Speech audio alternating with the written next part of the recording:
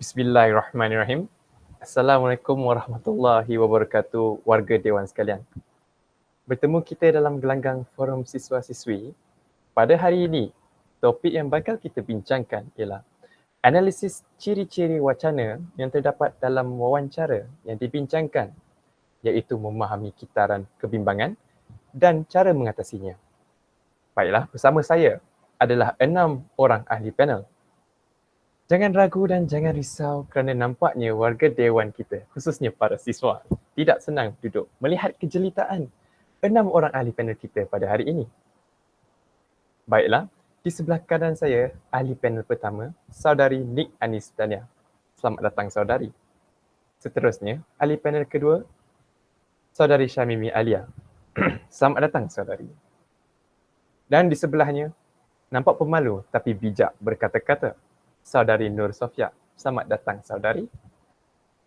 Kemudian, saudari Hadis Patricia. Selamat datang juga saudari. Dan di sebelah kirinya, saudari Nur Hafizah. Dan akhir sekali, di hujung sana, saudari Arisa Athina. Selamat datang saudari.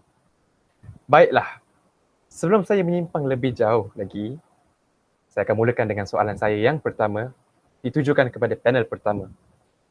Apakah kepentingan pewacana menggunakan variasi bahasa? Teruskan, panel pertama. Terima kasih saudara moderator yang dikasihi. Sebelum saya menjawab persoalan saudara, saya ingin menyentuh sedikit tentang definisi variasi bahasa. Variasi atau kelainan bahasa adalah bentuk bahasa yang berbeza tetapi masih dalam maksud yang sama. Dalam erti kata lain, variasi bahasa ini juga bermaksud kepelbagaian bahasa yang ditentukan oleh faktor-faktor teknikal bahasa iaitu sebutan, kosakata dan juga tata bahasa. Bahasa yang digunakan semua individu dalam percakapan seharian adalah tidak sepenuhnya sama antara satu sama lain. Satu contoh yang dapat saya tunjukkan bagi memberi gambaran yang lebih jelas tentang variasi bahasa ialah perkataan tidak sihat dan juga sakit. Perbezaan antara dua perkataan ini adalah kedua-duanya digunakan pada waktu yang berbeza, tetapi kedua-dua perkataan ini membawa maksud yang sama iaitu kurang sihat. Dan inilah yang dipanggil sebagai variasi bahasa. Jadi, bagi menjawab persoalan saudara, antara kepentingan pewacana menggunakan variasi bahasa ialah dengan penggunaan variasi bahasa seperti bahasa formal, bahasa Melayu dapat dimartabatkan di samping bahasa Melayu ialah bahasa perpaduan rakyat di negara kita. Seterusnya, variasi bahasa dapat menambah ilmu pengetahuan seseorang individu yang disebabkan oleh faktor-faktor sosial seperti latar belakang pendidikan, jenis pekerjaan dan juga kedudukan sosioekonomi penutur yang berbeza-beza. Variasi bahasa juga dapat memupuk semangat masyarakat untuk lebih memahami dan mengerti variasi bahasa yang berbeza antara satu sama lain untuk menjadikan kita rakyat yang bersatu padu. Okey, baiklah. Soalan saya yang seterusnya ditujukan kepada panel pertama juga. Adakah variasi bahasa yang telah digunakan dalam wawancara yang telah dibincangkan itu sesuai dengan topik yang dibincangkan?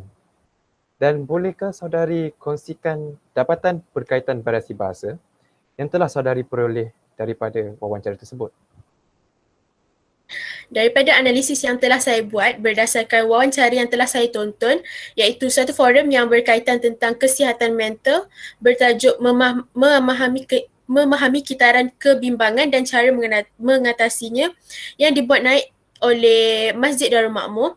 Wawancara tersebut mempunyai variasi bahasa yang amat sesuai dengan tajuk forum itu sendiri, dan variasi bahasa ini digunakan bagi menunjukkan kemewahan bahasa Melayu itu sendiri. Variasi bahasa yang pertama yang dapat saya ulaskan ialah bahasa formal. Bahasa formal ini biasanya digunakan dengan mematuhi semua peraturan yang telah ditetapkan dari segi sebutan, imbuhan, binaan, susunan ayat dan juga pemilihan sesuatu perkataan. Bahasa formal ini ialah bahasa yang sangat sesuai untuk digunakan di dalam tulisan dan ucapan dalam majlis rasmi. Dan bahasa formal ini jarang sekali digunakan dalam percakapan seharian atau secara lisan. Contoh bahasa formal ialah bahasa baku dan bahasa istana. Seperti yang ditunjukkan di dalam video tadi, pada minit ke-30, 38 saat, ayat gejala kegelisahan boleh memberi kesan yang besar pada perilaku seseorang dan cara mereka menjalani kehidupan seharian. Ayat ini adalah satu ayat formal di mana penggunaan dan pemilihan perkataan dan ayat adalah tersusun, teratur, tepat dan juga bersesuaian dengan konteks. Yang kedua, bahasa tak formal. Bahasa tak formal pula membawa maksud variasi bahasa yang tidak mempunyai peraturan yang khusus. Bahasa ini berbentuk bebas dan tidak terikat pada apa-apa peraturan dan juga format. Antara contoh bahasa tak formal ialah bahasa selanga, bahasa basahan dan juga bahasa halus. Seperti dalam video juga, pada masa 1 jam 6 minit 23 saat dalam ayat tidak adil kalau penceramah panelis pertama kita kasih penutupnya, panelis kedua kita tak kasih. Perkataan tak kasih yang bermaksud tidak beri itu adalah tidak formal dan hanya boleh digunakan secara lisan dan bukan secara bertulis. Yang ketiga, menurut Kamus Dewan edisi ketiga, bahasa halus didefinisikan sebagai bahasa yang terdiri daripada perkataan yang lebih lembut dan digunakan untuk menggantikan perkataan-perkataan yang agak kasar atau mungkin akan menyentuh perasaan orang lain. Pada minit ke-30 di dalam video, ayat membantu anda yang sedang dalam masalah mental. Ayat ini adalah dalam kategori bahasa halus kerana moderator tersebut menggunakan perkataan yang lebih lembut untuk tidak membuat orang yang mengalami masalah tersebut berasa dimalukan. Seterusnya, bahasa selanga. Bahasa selanga merupakan bahasa yang tidak rasmi iaitu bukan sebutan baku yang dianggap lebih rendah tarafnya daripada bahasa Melayu standard. Istilah dan kosakata yang digunakan biasanya akan pupus dan berubah mengikut peredaran masa. Pada minit ke-39 dalam video, ayat babe, ini perkataan OCD jangan dibuat main. Perkataan babe itu sendiri berasal daripada perkataan pinjaman bahasa Inggeris babe yang selalu digunakan oleh seseorang perempuan untuk menyapa kawan perempuannya yang lain. Dan yang terakhir ialah bahasa basahan. Bahasa basahan juga dikenali sebagai bahasa kolokial. Dan Zakbar menggelarkan bahasa ini sebagai bahasa cakap mulut. Bahasa basahan ialah bahasa pertuturan harian dalam konteks tidak rasmi. Dan dalam video pada minit ke-9 minit 43 saat, ayat hantu tu bukan tak ada. Perkataan tu adalah singkatan daripada perkataan itu dan tak ada adalah singkatan daripada perkataan tidak ada. Ini menunjukkan bahawa bahasa basahan sering memendekkan sesuatu perkataan dan kadang-kadang juga memansuhkan bahagian-bahagian tertentu di dalam sesuatu ayat. Itu sahaja sedikit sebanyak pencerahan tentang variasi bahasa daripada saya untuk memberi gambaran yang lebih jelas kepada penonton di luar sana. Baiklah, terima kasih kepada saudari panel pertama untuk input yang telah diberikan. Saudari panel pertama telah pun berkongsi dengan kita sedikit sebanyak tentang latar belakang variasi bahasa, kepentingan variasi bahasa dalam sesebuah wawancara dan juga beberapa dapatan yang terdapat dalam wawancara yang telah dibincangkan bagi memperjelaskan lagi pencerahan beliau. Baiklah, saya akan teruskan forum kita dengan soalan yang kedua pada hari ini, ditujukan kepada panel yang kedua. Apakah koheren dan kepentingannya menggunakannya, saya rephrase, kepentingan menggunakannya dalam sesebuah wawancara. Okey. Baiklah, saudari panel yang kedua, pentas milik anda. Baiklah, Assalamualaikum warahmatullahi wabarakatuh. Terima kasih kepada Tuan Moderator dan ahli-ahli panel yang saya hormati sekalian. Saya akan menerangkan terlebih dahulu apa itu koheren. Koheren ialah kesinambungan antara satu ayat dengan ayat lain yang mudah kita fahami. Maksudnya, ayat yang pertama mestilah bersambung dengan ayat yang kedua, ayat kedua bersambung dengan ayat ketiga dan ayat seterusnya. Itulah yang dipanggil koheren. Maksudnya ia berkait atau bersambung antara satu sama lain. Kemudian bagi susunan sintaksisnya pula, ia jelas, teratur dan sistematik. Maksudnya di sini ialah idea yang penting mestilah didahulukan, manakala idea yang kurang penting ataupun kita panggil sebagai huraian, kita tulis atau kita beritahu kemudian. Dan jika sesebuah wawancara itu mempunyai makna, wawancara tersebut perlulah mempunyai koheren kerana ia merupakan asas dalam pembinaan wacana, kerana sesuatu teks itu dianggap sebagai wacana jika teks tersebut mempunyai makna.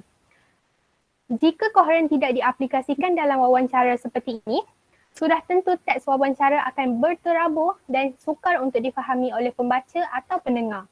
Dan kesannya, kredibiliti kita sebagai penulis akan tercalar. Okey, baiklah. Daripada wawancara yang telah saudari bincangkan, apakah analisis dari segi koheren yang saudari boleh terangkan kepada kita semua? Dan apakah koheren itu mematuhi aspek penggunaannya? Baiklah, pergi kepada soalan yang Tuan Moderator ajukan tadi. Daripada analisis yang saya buat berdasarkan wawancara yang telah saya tonton, wawancara tersebut mempunyai koheren yang mematuhi aspek penggunaan koherennya dan juga mempunyai kesinambungan idea di dalamnya. Terdapat 5 dapatan daripada analisis saya dan yang pertama sekali ialah pada minit ke-15, Encik Muhammad Hai Muhammad Noor, Ketua Pegawai Eksekutif dan Jurulatih Utama Suci Sukses Inisiatif telah mengulas tentang kebimbangan yang sedang hangat diperkatakan sekarang sebagai penyakit mental yang ramai rakyat hidapi ketika pandemik COVID-19 ini. Beliau telah mengatakan bahawa ada juga orang mengatakan bahawa bila kau ni kena COVID, lepas itu terus imun, lali, jadi nak kena COVID atau tidak kena COVID. Jadi ada sesetengah orang, dia punya kebimbangan itu berdasarkan kepada yang mungkin kurang tepat. Dia jadi tidak bimbang kerana bagi dia kalau kena COVID bagus juga, lepas tu ada immunity. Tapi itu pun tidak betul juga. Kebimbangan itu ataupun tidak kebimbangan itu berdasarkan kepada maklumat yang silap. Baiklah, kemudian beliau menjelaskan tentang kesan tidak tahu cara untuk menangani kebimbangan tersebut dengan berkata, jadi nak bimbang macam mana? Dah tak boleh bimbang dah. Cuma yang kita khawatirkan apabila seseorang itu tidak tahu bagaimana untuk menangani kebimbangannya dan tidak tahu daripada mana punca kenapa dia bimbang. Ada kalanya mereka mengambil jalan pintas untuk mengakhiri segala kebimbangan itu yang mereka tahu untuk mengambil nyawa mereka sendiri. Di sini kita dapat lihat terdapat koheren dalam pengulasan beliau kerana ianya berkait rapat antara satu sama lain. Seterusnya, bagi dapatan kedua pula, saya ambil daripada Ustaz Muhammad Hanifatul Nu'man Muhammad Hasbi, Ketua Eksekutif Dakwah Masjid Al-Mutakin. Pada minit ke-21, beliau menjawab persoalan orang ramai tentang pandangan Islam secara am tentang penyakit mental dan juga hubung kait kebimbangan dengan akidah. Beliau menjawab dengan mengatakan, daripada perkataan halua, ini juga terdapat istilah dalam bahasa Arab menyebutkan tentang salah satu penyakit daripada penyakit-penyakit mental. Al-hala itu adalah penyakit yang menjadikan seseorang itu sangat takut hatta kepada perkara yang tidak ada, yang tak wujud. Dia merasakan seolah-olah perkara itu ada. Maka dia takuti perkara itu dengan ketakutan yang sangat dahsyat. Di sini kita boleh nampak beliau menerangkan tentang penyakit kebimbangan yang telah disebut di dalam Al-Quran. Seterusnya, beliau memberi contoh lain iaitu dalam Al-Quran menyebutkan dalam surah An-Nas, kita diajar untuk meminta perlindungan daripada Allah SWT daripada keburukan dan kejahatan was-was. Selalunya kita terjemahkan was-was itu sebagai bisikan syaitan. Jadi ia memang bisikan syaitan. Jadi kalau orang yang mempunyai was-was ini, rata-rata kalau dia punya diagnosis, dia kata kita kaitkan dengan penyakit OCD, Obsessive Compulsive Disorder lah. Kalau ada OCD itu, dia akan merasa was-was dan berterusan sehingga dia tidak boleh berfungsi dengan normal. Di sini terang lagikan bersuluh bahawa jawapan beliau mempunyai koheren yang amat terperinci dan jelas setiap baik-baik katanya. Baiklah, dan kita pergi kepada dapatan yang ketiga, iaitu jawapan daripada Encik Muhammad Hai Muhammad Noor juga tentang bisikan-bisikan yang terdapat dalam bidang kesihatan mental. Beliau mencadangkan dengan berkata, tapi pokoknya di sini, bagi kita orang yang biasa yang tidak ada kemahiran untuk menangani perkara seperti ini, baik pertama sekali kita rujukkan dia kepada yang konvensional, rawatan yang konvensional dulu. Beliau berkata begitu. Dan beliau juga menyatakan, jadi di situ memang rawatan itu sendiri pun mengatakan bahawa langkah pertama adalah dengan membawa kepada yang konvensional dulu. kepada pakar kesihatan mental. Kalau mereka kata everything is alright tapi mereka masih macam lain macam je kan. Tu mungkin lepas tu kita boleh rujuk kepada pakar-pakar yang boleh membantu membuat rawatan alternatif daripada sudut Islam. Di sini, ianya menunjukkan bahawa jawapan beliau mempunyai koheren kerana beliau memberi cadangan berserta contoh yang mudah untuk difahami bagi persoalan orang ramai itu. Kesimpulan daripada dapatan saya ialah terbukti bahawa forum ini amat mantap koherennya kerana setiap baik-baik kata dan hujah mudah untuk kita fahami. Baiklah, itu sahaja daripada saya. Terima kasih. Baiklah, terima kasih panel kedua. Input yang sangat menarik yang telah panel kedua kongsikan kepada kita sebentar tadi. Saya bersetuju bahawa koheren itu amatlah penting bagi sesebuah wawancara supaya para penonton ataupun para pendengar dapat mengikut rentak sesebuah wawancara itu dengan mudah dan juga dapat mengelakkan kekeliruan. Baiklah, untuk soalan saya yang ketiga, adakah koheren dan kohesi berbeza? Jika ya, bolehkah saudari menerangkan tentang perbezaan antara koheren dan kohesi? Panel ketiga, gelanggang forum kini milik saudari. Sila suarakan input anda. Baik, terima kasih kepada moderator saudara Alif Lukman yang bertanyakan soalan. Kohesi merupakan kemahiran yang kita perlukan apabila ataupun semasa menulis. Kohesi ini wujud melalui susunan ayat dan perenggan yang saling bertaut untuk mewujudkan kohesi antara maklumat lama dan maklumat baru. Oleh itu, dalam penulisan akademik atau ilmiah, aspek kohesi mainkan peranan yang penting sebagai salah satu cara untuk meningkatkan pemahaman pembaca. Dan berbalik kepada soalan saudara moderator, untuk perbezaan koheren dan kohesi, bagi memahami dengan lebih mudah, koheren ialah tautan antara ayat dengan ayat, perenggan dengan perenggan, dan idea dengan idea yang lain. Hal ini bermaksud dalam sesebuah penulisan, idea yang dikemukakan dalam penulisan tersebut saling berkait antara satu sama lain. Jadi dengan itu, ia menjadikan kesinambungan idea yang terdapat dalam sebuah wacana sehingga menjadikan teks itu bermakna. Bagi memudahkan pemahaman kita, saya lampirkan contoh. Encik Abu ingin menanam jagung di ladangnya. Ladang Encik Abu sangat luas. Encik Abu lebih suka menanam jagung kerana tumbuhan itu mempunyai nilai jualan yang tinggi. Tanaman jagung boleh dijual untuk makanan haiwan seperti lembu. Dalam wacana yang telah saya sebut, terdapat koheren kerana kalimat-kalimat di dalamnya mempunyai makna tersendiri.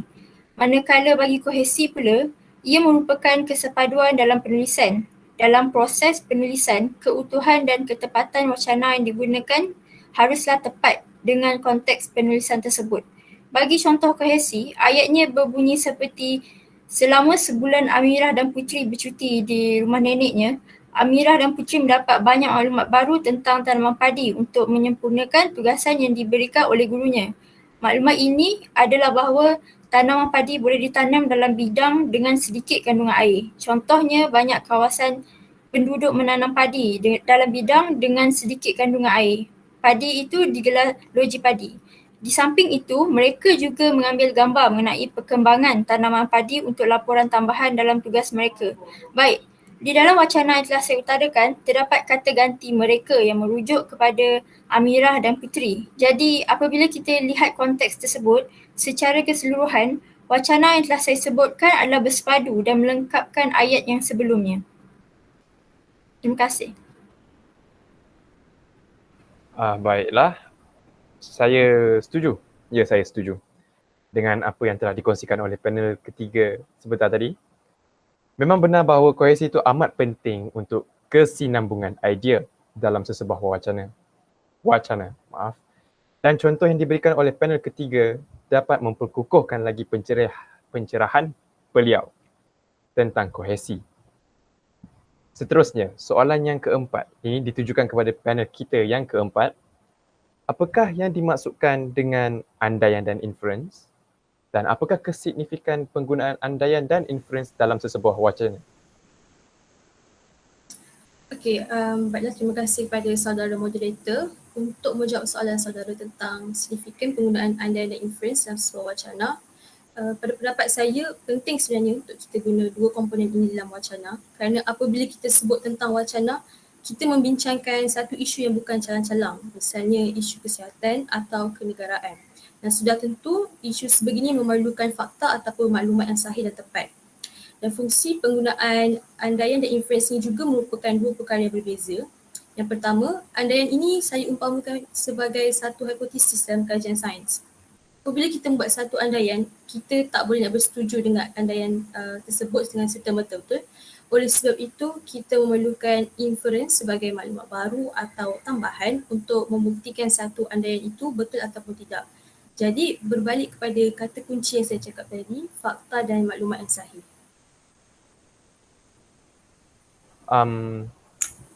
Bolehkah saudari kongsikan beberapa contoh daripada wawancara tersebut yang mempunyai ciri andaian dan inference?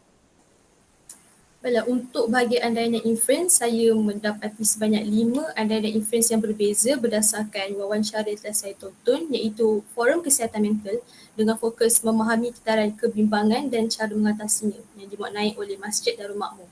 Dan setiap dapatan yang saya peroleh ini berdasarkan soalan yang ditanyakan oleh moderator dalam wawancara tersebut kepada ahli panel. Tanpa membuang masa, saya akan berkongsi sedikit dapatan yang saya peroleh. Untuk dapatan pertama, iaitu pada minit 19 saat, panelis menggunakan situasi pada hari ini sebagai sebuah andaian dengan menyebut kebimbangan yang saya nampak dalam masyarakat dalam keadaan-keadaan sekarang ini berpunca daripada idea atau tanggapan bahawa ianya akan menggugat keselamatan diri sendiri. Misalnya, wujud kebimbangan di tempat kerja kerana pada masa sekarang ramai yang dibuang kerja. Perkataan misalnya dalam frasa kedua itu menunjukkan maklumat baharu kepada frasa pertama tadi sebagai inference. Seterusnya, kita beralih pula kepada dapatan kedua, iaitu pada minit ke-24 saat, panelis kedua memulakan andaian beliau dengan satu pernyataan yang menjelaskan tentang hubung kait antara masalah kebimbangan dengan pegangan akidah seseorang dengan menyebut Islam tidak menolak adanya penyakit mental, Islam akur dan hatta perkataan itu disebutkan dalam Al-Quran. Ia tidak ada hubung kait dengan akidah secara langsung kerana Allah sebutkan Inna lil insana, sesungguhnya manusia itu diciptakan. Maksudnya setiap manusia itu dia ada sedikit dicipta perasaan rasa gelisah tersebut dalam dirinya. Kalau saudara-saudari perasan dalam frasa ketiga tadi, panel menggunakan istilah potongan ayat Al-Quran yang menjadikan pertentangan maklumat kepada frasa pertama dan kedua. Bagi dapatan ketiga pula, iaitu pada minit ke-39.15 saat, panelis pertama menggunakan analogi sebagai andaian bagaimana masalah kebimbangan ini boleh mempengaruhi kehidupan harian seseorang. Andaian beliau berbunyi, bimbang dia sampai satu tahap yang mana pertama sekali pelajar akan bercuti. Semua di rumah, dia susun semula untuk mewujudkan suasana kondusif yang sesuai untuk anak itu belajar. Jadi pada saat-saat akhir hujah, panel menggunakan ayat ajakan pula sebagai inference dengan menyebut seharusnya kebimbangan itu tidak sampai pada satu tahap yang mana sampai seseorang itu boleh mengambil langkah-langkah yang begitu drastik sekali sehingga boleh menjejaskan kesihatan mentalnya masuk ke dalam kemurungan atau depresi. Untuk dapatan keempat pula, pada minit ke-52-58 saat, panelis kedua memberikan sedikit panduan dan nasihat agama yang boleh dipraktikkan untuk mencegah kebimbangan.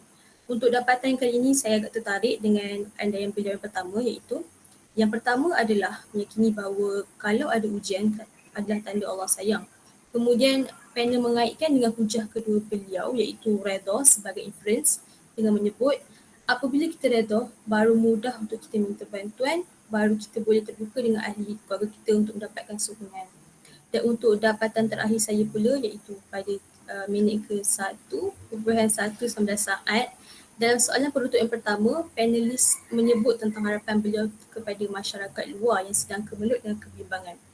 Dan pada andaian ini, panel pertama mengambil semula pernyataan panel kedua sebagai andaian. Pertama sekali, kita perlu yakin bahawa tadi Ustaz mengatakan bahawa wabak ini Allah turunkan pasti ada penawarnya, insyaAllah, dan ia juga harus kita anggap bukan saja sebagai setakat istilahnya untuk menghukum kita, tapi juga untuk ada kalanya bagi kita kesedaran. Bagi inference pula, panel sekali lagi menggunakan elemen contoh untuk membuktikan andaian beliau dengan menyebut contohnya seperti mana kebersihan. Kalau dulu mungkin kita tak kisahlah, okey apa. Tapi sekarang kita lihat bahawa kebersihan itu amat penting sekali untuk kita terapkan dalam kehidupan kita supaya dapat membantu kita menjaga diri kita. Itu sahaja perkongsian dari saya. Terima kasih kepada panel kita yang keempat tadi. Beliau menerangkan tentang definisi andaian dan inference dan juga impak penggunaan kedua-dua ciri wacana tersebut dalam sesebuah wacana. Beliau juga telah mengkongsikan beberapa dapatan yang berkaitan dengan pencerahan beliau. Baiklah, kita teruskan dengan soalan kita yang kelima pada hari ini, ditujukan kepada panel yang kelima. Mengapakah maklumat yang tidak berlawanan harus digunakan dalam sesebuah wawancara? Teruskan panel yang kelima. Terima kasih pada moderator dan ahli panel yang saya kasihi sekalian. Maklumat tidak berlawan adalah wawancara yang memastikan maklumat yang diberi ada kaitan dengan topik yang dibincangkan. Maklumat tidak berlawan perlu digunakan supaya apabila seseorang itu mengulas tentang sesuatu topik, mereka tidak akan memberi maklumat yang tidak sesuai dengan topik tersebut. Jadi dengan adanya maklumat tidak berlawan digunakan, kita dapat memastikan segala maklumat yang diperkatakan ada kaitan dengan topik yang sedang dibincangkan. Sekian. Okey, baiklah. Jadi bagaimanakah pewacana menyampaikan maklumat yang tidak berlawanan dalam wawancara yang telah saudari bincangkan? Daripada analisis yang telah saya lakukan berdasarkan wawancara yang telah saya tontoni, iaitu Forum Kesihatan Mental, memahami kitaran bimbangan atau dalam kata lainnya anxiety cycle dan cara mengatasinya yang diwarnai oleh Masjid Darul Makmur. Wawancara tersebut mempunyai 5 maklumat yang tidak berlawan. Dapatan yang pertama ialah maklumat tentang kebimbangan. Kebimbangan merupakan salah satu faktor yang besar dalam mempengaruhi kesihatan mental. Sebagai contoh, seperti yang diperkatakan oleh panel Encik Khair Muhammad Noor pada minit ke-8 7 saat bahawa kebimbangan ada fear, anger, happy dan sebagainya. Merupakan make-up manusia yang natural yang memang ada dalam setiap diri manusia itu. Jadi memang dalam bidang psikologi, kebimbangan memang satu perkara yang besar. Selain itu, maklumat yang tidak berlawan kedua ialah pencerahan tentang perkataan halwa yang merupakan istilah Arab yang bermaksud tentang salah satu penyakit daripada penyakit-penyakit mental. Panel itu juga memberi contoh lain seperti Al-Hala. Al-Hala itu adalah penyakit yang menjadikan seseorang itu sangat takut. Seterusnya adalah maklumat tentang cara untuk mengatasi penyakit mental. Cara yang dicadangkan oleh panel tersebut adalah dengan mendirikan solat dan mempraktikkan didikan agama pada diri sendiri. Seperti yang diberitahu, dengan cara ini dapat membantu membendung penyakit mental ini. Selain itu, diberi juga maklumat tentang cara untuk mengatasi kebimbangan atau lebih dikenali sebagai anxiety. Cara yang dibincangkan oleh para panel tersebut ialah kebimbangan boleh terkawal dengan cara makan, cara berfikir dan juga persekitaran. 3 aspek tersebut dapat membantu dalam mengawal kebimbangan agar tidak ada kesan yang lebih teruk. Maklumat tidak berlawan yang akhir sekali yang saya dapat daripada dapatan tersebut adalah tentang panduan agama secara am yang bukan sahaja tentang masalah penyakit mental, bahkan masalah-masalah lain. Mempraktikkan agama dan melihat penyakit ini adalah sebenarnya ujian dari Allah SWT. Sebagai contoh seperti yang diperkatakan oleh panel Ustaz Hanifatuman Hasabi pada minit ke-52 10 saat, dia mengatakan bahawa kita harus tahu hadis Rasulullah SAW menyebutkan bahawa Allah itu kalau mencintai seseorang hamba, dia akan mencubanya ataupun mengujinya. Jadi pertama kita melihat satu perkara ini sebagai ujian adalah tanda Allah sayang adalah tanda Allah sayang untuk meningkatkan keyakinan kita kepada Allah supaya dalam keadaan-keadaan kita jatuh, kita ada sesuatu untuk sandarkan kepadanya. Sekian itu sahaja dapatan tentang maklumat tidak berlawan dengan forum yang telah dianalisis. Terima kasih saudari panel yang kelima. Seperti yang telah dinyatakan oleh panel yang kelima tadi, maklumat yang tidak berlawanan digunakan dalam sesebuah wawancara supaya para penonton ataupun pendengar sesebuah wawancara itu tidak keliru dengan maklumat yang hendak disampaikan dalam sesebuah wawancara. Baiklah, untuk soalan seterusnya ditujukan kepada panel yang ke-6, panel yang terakhir sekali. Soalannya adalah, bahasa Inggeris dan bahasa Melayu adalah 2 bahasa yang berbeza. Tetapi persoalannya, bagaimanakah seseorang itu membezakan antara 2 bahasa tersebut? Baiklah, panel ke-6, pentas milik anda. Terima kasih kepada moderator dan selamat sejahtera saya ucapkan kepada semua panel yang lain. Kelainan antara bahasa Inggeris dan bahasa Melayu dapat dilihat melalui kaedah analisis kontrastif. Analisis kontrastif ialah kaedah untuk menganalisis persamaan dan perbezaan antara dua bahasa atau yang lain. Atau yang lebih. Atau menganalisis dialek-dialek dengan tujuan mencari aturan yang lebih digunakan bagi menyelesaikan masalah yang berkaitan dengan pengajaran bahasa atau terjemahan. Hukuman DM juga merupakan satu peraturan menyusun kata nama majmuk dan ayat yang mendahulukan unsur yang diterangkan diringkaskan sebagai huruf D dan mengemudiankan kata sifat yang menerangkan diringkaskan sebagai huruf M. Menurut analisis yang saya buat berdasarkan wawancara yang ditontoni, iaitu Forum Kesihatan Mental memahami kriteria kebimbangan anxiety cycle dan cara mengatasinya. Wawancara tersebut mempunyai pelbagai contoh yang menunjukkan kelainan bahasa Inggeris dan bahasa Melayu. Dengan itu, berikut adalah antara contoh kelainan bahasa Inggeris dan bahasa Melayu yang terdapat dalam wacana tersebut. Contoh yang pertama adalah kesihatan mental yang berada dalam struktur DM yang dikatakan dalam ayat memang ada kena-mengena kaitan dengan kesihatan mental. Dalam bahasa Inggeris, kesihatan mental dikatakan sebagai mental health yang berada dalam sebagai struktur MD. Seterusnya dalam soalan pertama, panel pertama ada menyatakan ilmu psikologi yang dikatakan sebagai psychology knowledge dalam bahasa Inggeris. Seterusnya dalam soalan yang kedua, ada dikatakan oleh panel kedua iaitu Ustaz Hanifatun. Dia punya diagnosis, dia kita kaitan dengan penyakit OCD, Obsessive Compulsive Disorder, yang berada dalam struktur DM. Frasa penyakit OCD merupakan OCD disease dalam bahasa Inggeris. Selain itu, frasa yang sering dikatakan ialah pandemik COVID-19 dan dalam bahasa Inggeris frasa tersebut dikatakan sebagai COVID-19 pandemic. Contoh kelima ialah elemen penyakit dan dalam bahasa Inggeris frasa tersebut merupakan infectious element.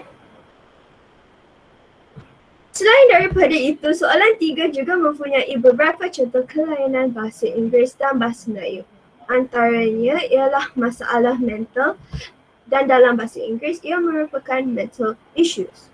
Seterusnya dalam jawapan Encik Khair Muhammad Nur, jawapan beliau mempunyai frasa bidang psikologi. Tetapi dalam bahasa Inggeris, bidang psikologi merupakan psychology field.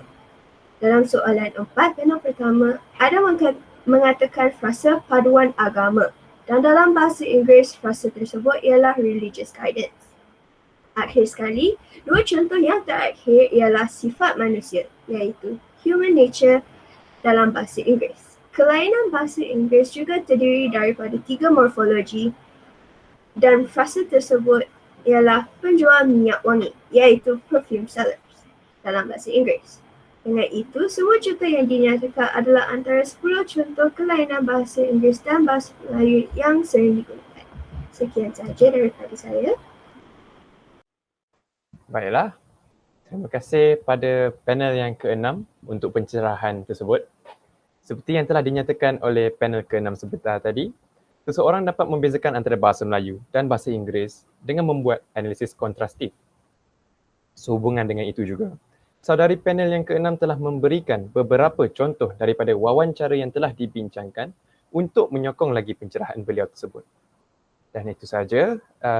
Terima kasih saya ucapkan kepada ke-6 ahli panel kita kerana sudi hadir dan sudi menyuarakan pendapat masing-masing. Moga apa yang kita dapat pada hari ini tidak sekadar masuk telinga kanan dan keluar telinga kiri. Nampaknya masa amat mencemburui kita. Sebelum berakhir, mari kita bersama-sama menepuk tangan untuk diri sendiri kerana berjaya dan tekun mendengar perbincangan kita pada hari ini. Dengan info dan pencerahan yang telah dikongsikan oleh ahli-ahli panel kita pada hari ini, saya dapat menyimpulkanlah bahawa aspek dan ciri-ciri wacana tersebut amatlah penting untuk membentuk sebuah wacana yang berkualiti. Dengan itu, terimalah serangkap pantun daripada saya. Tuailah padi antara masak, esok jangan layu-layuan.